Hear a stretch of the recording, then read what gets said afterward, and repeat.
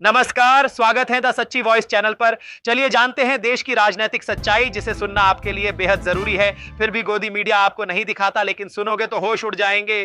कहीं आप हमसे नाराज तो नहीं? बहुत से भाई वीडियो देखते तो हैं, लेकिन कमेंट करना तो दूर, लाइक और सब्सक्राइब भी नहीं करते। फिलहाल आपकी मर्जी। आज की पहली और सबसे मजेदार खबर। दोस्तों, इमरान प्रतापगढ़ी ने संसद के अंदर ऐसा तहलका मचाया कि अध्यक्ष के साथ साथ सभी सदस्य मुंह देखते रह गए। उन्होंने एक शायरी से शुरुआत करते हुए सीधा हमला बोला और कहा, चुनाव से पहले बिहार के अंदर 10-10 हजार रुपए बांटकर खुलेआम वोटों की चोरी की जा रही थी।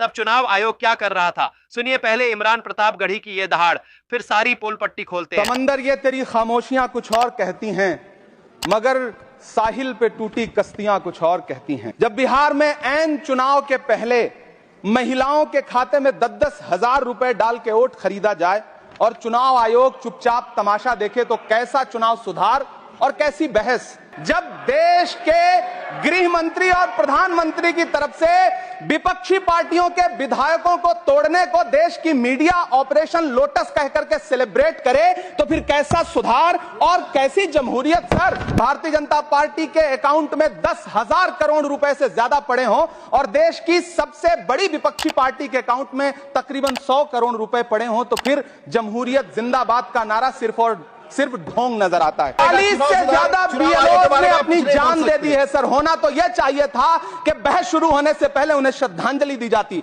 आखिर चुनाव आयोग उनसे ऐसा क्या करवाना चाहता था कि उन्होंने जमीर की आवाज सुनी और आत्महत्याएं कर ली? उन्होंने सरकार का वो काम करना स्वीकार नहीं किया। आखिर चुनाव आयोग उनसे ऐसा क्या करवाना चाहता था कि उन्होंने जमीर की आवाज सुनी और आत्महत्याएं कर ली? उन्होंने सरकार का वो काम करना स्वीकार नहीं किया। चुनाव आयोग बात करने को तैयार नहीं है। कातिल ने किस सफाई से धोई है आस्तीन, उसको खबर नहीं कि लहू बोलता भी है। दोस्तों देखिए कैसे अध्यक्ष जी भी देखते रह गए, लेकिन इमरान प्रतापगढ़ी ने सारी सच्चाई सामने रख दी।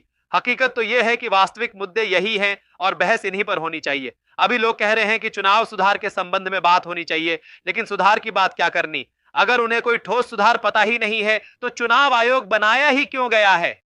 दोस्तों, क्या तुम्हें भी ऐसा लग रहा है कि यह तो वही बात हुई कि आप किसी पायलट को जहाज में बिठा दो और फिर पूछो कि हवाई जहाज चलाने में क्या सुधार करना चाहिए जिससे कि जहाज नीचे ना गिरे?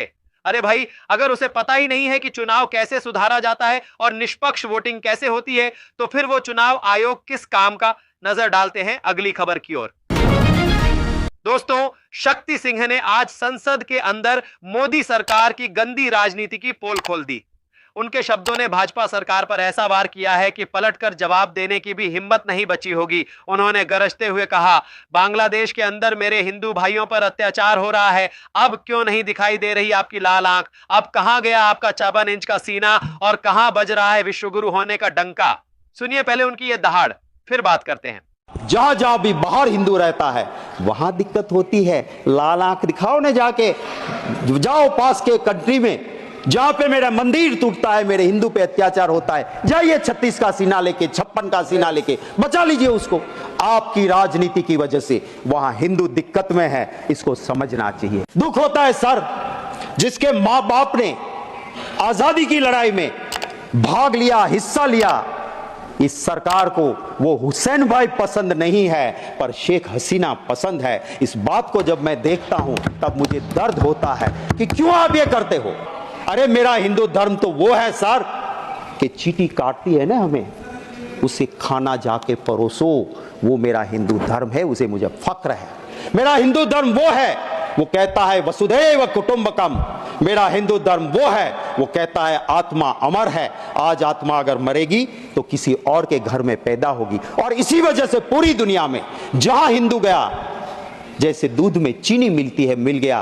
कभी दुनिया में हिंदू को कभी दिक्कत नहीं आई थी, पर जब से राजनीति के लिए हिंदू मजहब के सही अर्थ को छोड़ के नया अर्थ निकाला, जियो और मार डालो, मेरे धर्म का मतलब था जियो और जीने दो। दोस्तों, शक्ति सिंह ने बिल्कुल सही बात की है।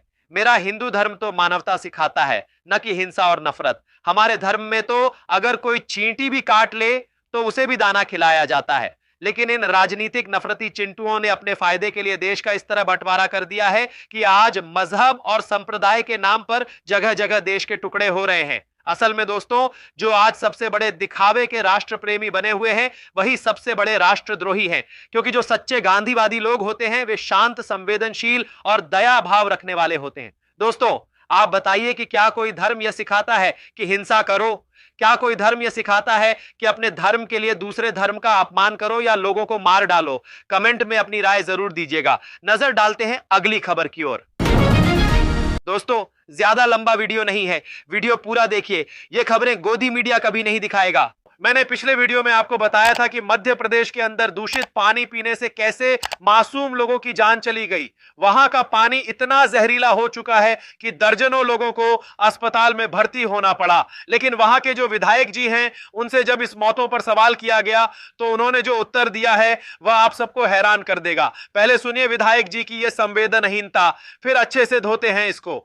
बहुत सारे लोगों को अभी तक जो रिफंड की बात कही गई थी वो भी नहीं मिला कैलाश जी, और पीने के पानी की ठीक से व्यवस्था। छोड़ो यार, तुम फोकट प्रश्न मत पूछो। नहीं, फोकट नहीं, ये तो मैं तो वहाँ होकर आया हूँ। क्या घंटा हो गया तुम? कैलाश जी, बात ठीक से कीजिए। नहीं, शब्दों का चयन ठीक करिए। कैलाश जी, आप ढंग से बात नहीं कर रहे हैं। नहीं, आप ये क्या शब्द होता है कि घंटा घंटा क्या शब्द होता है? आप, मैं तो जाऊंगा, लहजा इनको सुधारने कहिए। इतने सीनियर मंत्री घंटा घंटा क्या बोलते रहते हैं? बात करने की तमीज नहीं है। हाँ, और क्या? तुम मत किया, ठीक है? तो क्या घंटा बोलेंगे? सवाल कर रहे हैं ना हम, वो जवाब दे रहे हैं। आपको क्या हो रहा है? वो हमारा लीडर है। तो घंटा बोलेंगे मुझे? वो हमारा लीडर तो क्या करेंगे? हमारे 10 लोग मर गए, हम पूछे नहीं सवाल। कुछ भी बोलोगे कि हमारे क्या पूछा है? बोले हमने गाली दी है क्या? जाओ अपना काम करो। दोस्तों, शर्म आनी चाहिए उन लोगों को जो सिर्फ पार्टी के नाम पर आंख बंद करके वोट देते हैं। अब देख लिया आपने कि इन नेताओं की नजरों में आम आदमी की जान की कितनी वैल्यू है। और ये कोई इक्का दुक्का उदाहरण नहीं है। आज ज्यादातर मंत्री और राजनेता जनता को कुछ समझते ही नहीं है। आपने ऐसे कई उदाहरण देखे हैं। देश के अंदर हवा खराब हो रही है, पानी जहरीला हो रहा है, गरीबों के पास रहने के लिए घर और जमीन नहीं है, क्योंकि सारा सिस्टम सिर्फ अडानी और अंबानी के नाम कर दिया जा रहा है। तो फिर इस देश के आम लोगों के लिए बचा ही क्या है? मैं मानता हूं कि धर्म सबसे ऊपर होना चाहिए, लेकिन आपका धर्म तो अभी सुरक्षित है, उसके लिए क्यों लड़ रहे हो? जबकि जो चीजें असुरक्षित हैं, जैसे आपका पानी, आपकी हवा, आपका रोजगार, उसके लिए लड़ाई करनी पहले जरूरी है। दोस्तों, अब आप ही कमेंट के बताओ कि इन अंधभक्तों को कब अक्ल आएगी। मेरा तो यह मानना है कि जब तक इनके खुद पर नहीं बीतेगी तब तक ये सरकार के अंधभक्त बने रहेंगे। नजर डालते हैं अगली खबर की ओर। दोस्तों, देखिए, जैसा मैंने सोचा था वैसा ही हुआ। आज के दौर में अगर आप सुधांशु त्रिवेदी जी से यह कह दोगे कि खुद भगवान राम ने उनके नाम पर राजनीति करने से मना किया है, तो शायद वह भगवान राम को ही देशद्रोही बोल देंगे, क्योंकि इनकी नजर में सिर्फ और सिर्फ बीजेपी पार्टी ही सत्य है और वह जो भी करती है 100% सही करती है। अब देखिए, जब पत्रकार ने सवाल पूछा कि नॉर्थ ईस्ट इंडिया में बीफ खाया जाता है तो उस पर आप क्यों चुप्पी साधे हुए हैं, तो भाई साहब ने जवाब दिया, वह तो गाय माता ही नहीं है। सुनिए पहले इनका यह तर्क। आपके बीजेपी के नेता भी बीफ नॉर्थ ईस्ट में खुद गर्व से कहते हैं कि हम खाते हैं, और ये जो गौ हत्या पर बैन लगना चाहिए, नॉर्थ ईस्ट में नहीं लगेगा, ये गोवा में नहीं लगेगा, बहुत सारे स्टेट्स में नहीं लगेगा। बहुत गजब जानकारी आप लोगों को रहती है, बताता हूं। हमारे लिए कौन माता है? गाय माता है। हाँ? ठीक। जो नॉर्थ ईस्ट में खाया जाता है वो गाय है क्या? नहीं जी, उसका नाम है मिथुन। जो गाय है उसका जूलॉजिकल नाम है बस इंडिकस, और जो नॉर्थ ईस्ट में खाया जाता है दैट इज बस टॉरस। तो हम होमोसोपियंस है ना, औरंगुटान नहीं है, होमो इरेक्टस है ना। हाँ। इसीलिए मैं कहना चाहता हूं गाय माता है, मतलब एक खास प्रजाति की गाय को खा पर अलाउड है। अब जैसे गाय माता है, जर्सी गाय माता नहीं है ना, भारतीय गाय माता है।